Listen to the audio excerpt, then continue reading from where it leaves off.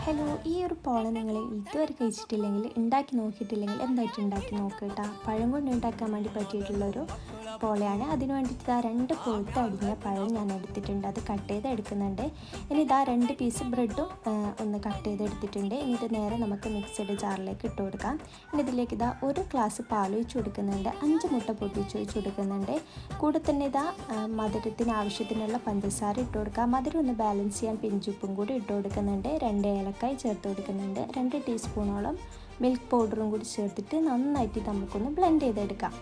ഇനി വേണ്ടതെന്ന് വെച്ചാൽ ഒരു പാൻ അടുപ്പത്ത് വെച്ചിട്ടുണ്ട്. അതിലേക്ക് നെയ്യ് ഒഴിച്ചു കൊടുക്കാം. അതിലേക്ക് മുന്തിരിയും അണ്ടിപ്പരിപ്പും ഒന്ന് റോസ്റ്റ് ചെയ്തെടുത്തിട്ട് നേരത്തെ ബ്ലെൻഡാക്കിയ മിക്സ് നമുക്ക് ഒഴിച്ചു കൊടുക്കാം.